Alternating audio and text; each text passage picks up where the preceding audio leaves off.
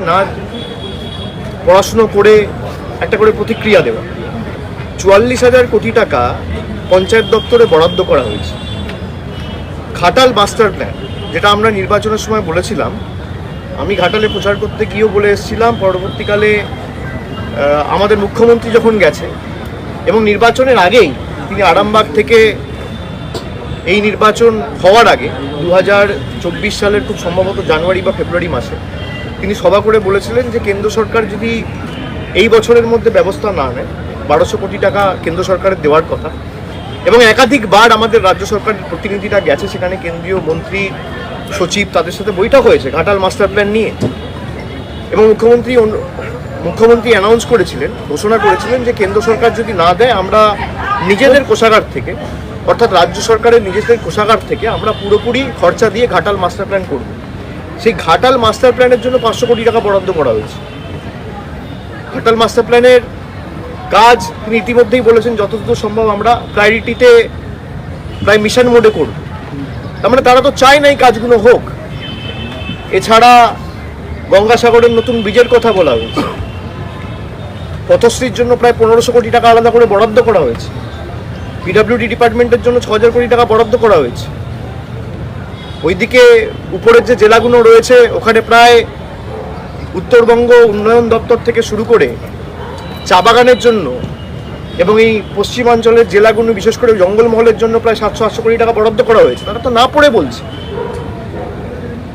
সুতরাং যারা মানুষকে ভাওতা দিয়েছে, আর কেন্দ্র সরকারের বাজেট, আমি তো স্পষ্ট বলেছি যে কেন্দ্র সরকারের যে বাজেট তারা পেশ করেছে বা পরিবেশন করেছে, এটা ভাওতা ছাড়া কিছু নয়।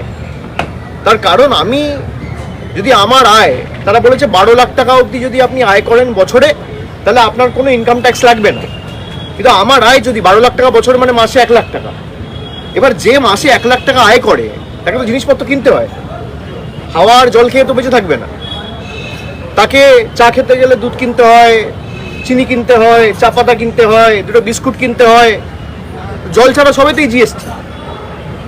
চাল, গম, আটা, সর্ষের তেল, মাথার তেল, শ্যাম্পু, গায়ের সাবান, সবের উপর, টুথব্রাশ থেকে শুরু করে, মানে সবের উপর, পায়ের জুতো থেকে শুরু করে, মোজা থেকে শুরু করে, পকেটের রুমাল থেকে শুরু করে কিছু বাদ নেই, সব কিছুতে জিএসটি।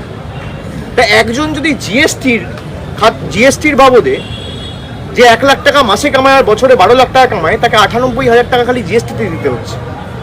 একদিকে আপনাকে বলছে ৮০,০০০ টাকা রিবেট দিচ্ছে, আর ৯৮,০০০ টাকা জিএসটি দিয়ে নিয়ে নিচ্ছে।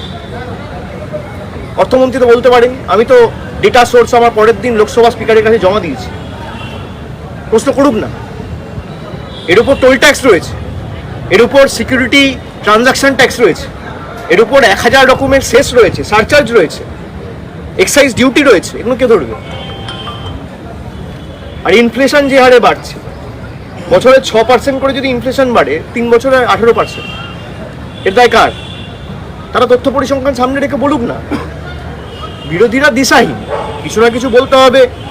আমাকে বাজেটের প্রথম দিন আপনারা যখন প্রতিক্রিয়া নিয়েছিলেন, আমি বলেছিলাম আমি পুরো পড়বো, তারপর বলবো। আমি না জেনে না শুনে কেন বলতে যাবো? আমি পড়েছি, আমি দেখেছি। ফাঁকা কলসির মতো, ফাঁকা কলসির আওয়াজ বেশি। আলটিমেটলি বাজেটে কিছু নেই। আপনি বলুন না বাংলার জন্য কি বরাদ্দ করেছে। আমরা এমনি এমনি তাদেরকে বাংলা বিরোধী বলি না। আজকে বাংলার জন্য আমি যদি রাজনৈতিকভাবে দেখি, তাহলে বিজেপির ১২টা এমপি রয়েছে বাংলায়, আর বিহারেও ১২টা এমপি রয়েছে। তা বিহারকে এত কোটি কোটি, বিহারকে দিক, আমাদের আপত্তি নেই, অন্য রাজ্য পাক। কিন্তু বাংলা ধারাবাহিকভাবে বঞ্চিত থাকবে কেন? বাংলার মানুষ ভোট দেয়নি বলে, বাংলার মানুষ এদের কাছে আত্মসমর্পণ করেনি বলে, মেরুদণ্ডটা বিক্রি করেনি বলে, এদের পায়ে মাথা নত করেনি বলে। স্বাধীনতা সংগ্রামীদের রাজ্য, প্রদেশ। এই রাজ্য, এই মাটি কোনোদিন বশ্যতার শিকার হবে না, মাথা নত করবে না। বিজেপিকে অতীতেও শিক্ষা দিয়েছে, বর্তমানেও দিচ্ছে, এবং আগামী দিনও ব্যতিক্রম হবে না, ভবিষ্যতেও দেবে। অভিষেকদা, আপনি পরিসংখ্যানের কথা বলছেন, একটা করে করো। এটা আমাকে তাড়াতাড়ি আরো দুটো ক্যাম্পে দাও, একজন একটা করে করো। বলছি যে কেন্দ্রীয় মন্ত্রী সুকান্ত মজুমদার পরিসংখ্যানের উল্লেখ করেছেন। দেখা যাচ্ছে যে মাদ্রাসা শিক্ষাতে খাতে এটাতে অনেক বেশি বরাদ্দ হয়েছে, এবং তারা প্রচার করছেন যে তোষণের বাজেট, যেভাবে মুখ্যমন্ত্রী তোষণ করে এসেছেন সংখ্যালঘুদের, এই বাজেটেও তার রিফ্লেকশন। ওনাকে জিজ্ঞেস করুন, আপনার যেমন কর্তব্য ওনার প্রশ্ন আমার কাছে পরিবেশন করে আমায় করা, আপনার কর্তব্য আমার প্রশ্ন ওনার কাছে করা, এটাও আপনার কর্তব্য আছে সাংবাদিক হিসেবে। একদম। তাহলে ওনাকে জিজ্ঞেস করুন যে এই যে 44,000 কোটি টাকা পঞ্চায়েত দপ্তরকে বরাদ্দ করেছে, এর মধ্যে কি জাত দেখে ধর্ম দেখে বরাদ্দ করা হয়েছে? ওনাকে প্রশ্ন করুন যে পিডাব্লিউডি ডিপার্টমেন্টকে বা শিক্ষা দপ্তরকে যে 40,000 কোটি টাকা বরাদ্দ করেছে রাজ্য সরকার, এটা কি জাত দেখে ধর্ম দেখে করা হচ্ছে? আর মাইনরিটি ডিপার্টমেন্টের ক্ষেত্রে বিজেপি বাজেট 1575 কোটি টাকা থেকে 682 কোটি টাকা হয়েছে কেন? 56% কমেছে কেন? মাইনরিটিরা ভোট দেয় না বলে? তাহলে এটা কি ভোট দিলে লাড্ডু আর ভোট না দিলে বঞ্চনা? এই প্রশ্নটা করুন। আমি তো ডেটা সোর্স লোকসভায় জমা দিয়েছি, তাকে এই প্রশ্নটা করুন যে রাজ্য সরকার শিক্ষা দপ্তরে 44,000 কোটি টাকা দিচ্ছে, পঞ্চায়েত দপ্তরে 40,000 কোটি টাকার উপর দিচ্ছে, পিডাব্লিউডিকে 6,000 কোটি টাকা দিচ্ছে, যারা লক্ষ্মীর ভাণ্ডার পাচ্ছে, যারা কন্যাশ্রী পাচ্ছে, যারা শিক্ষাশ্রী পাচ্ছে, জাতি দল ধর্ম দেখে দেওয়া হয়? যাদেরকে শিক্ষাশ্রী স্কলারশিপ দেওয়া হচ্ছে, জাতি দল ধর্ম দেখে দেওয়া হয়? যাদেরকে বিনামূল্যে রেশন দেওয়া হচ্ছে, জাতি দল ধর্ম দেখে দেওয়া হয়? জাতির রাজনীতি করে এরা মুখ থুবড়ে পড়েছে। সুকান্ত মজুমদারের উচিত আত্মবিশ্লেষণ করে বালুরঘাটে যদি 5,000 ভোট বিজেপি কম পেত হেরে যেত, পরের বার আসন ধরে রাখতে পারবে না। আত্মবিশ্লেষণ করুক এবং মানুষ তাকে জিতিয়েছে, বিজেপি তাকে এনডিএ সরকার তাকে মন্ত্রী করেছে, তার উচিত বাংলার জন্য কি করেছে গত 9 মাসে শ্বেতপত্র প্রকাশ করে তিনি আগে প্রমাণ দিন। এই প্রশ্নটা করুন। Sir in the recently concluded Delhi elections हमने देखा है कि कांग्रेस और अगर आप एक साथ चुनाव लड़ती तो क्या बीजेपी को हराया जा सकता था? देखिए, ये तो उनका इंटरनल असेसमेंट है, ये तो उनका इंटरनल मैटर है। मुझे लगता है कि भाई आप चाहे अकेले लड़ो साथ में लड़ो, पब्लिक अगर आपके साथ है। मैं आपको एक उदाहरण देता हूँ, जैसे बंगाल में we have said this categorically in the past that we continue to be a part of the India Alliance for the larger and the bigger interest, but Congress को अगर भाई कोई सीट शेयरिंग फॉर्मूला उनको दिखता नहीं है या वो वे फॉरवर्ड उनको एक्सप्लोर करना नहीं है, तो we will go ahead and we will fight the elections on our own might and terms। और हमने अकेला चुनाव लड़ा, हम तो यहाँ नहीं हारे भाई। जहाँ पे आपका ताकत है, बीजेपी का एक खास बात है कि बीजेपी लोगों को गलत समझाने में माहिर है। अब बीजेपी ने ये बता दिया कि भाई केजरीवाल 5 साल तक तो थे ही, 2012 से 13 से उनका सरकार है, 20 साल में भी 2020 में भी कोविड के पहले वो चुन के आए, 5 साल हो गया उसने कुछ किया नहीं। अब आम आदमी पार्टी वाले ने कुछ हद तक अनसक्सेसफुल इसलिए रहा क्योंकि उनका जो फेक नैरेटिव है या गलत प्रचार है उसको काउंटर नहीं कर पाया कि भाई एक चुने हुए सरकार को आपने काम करने ही नहीं दिया।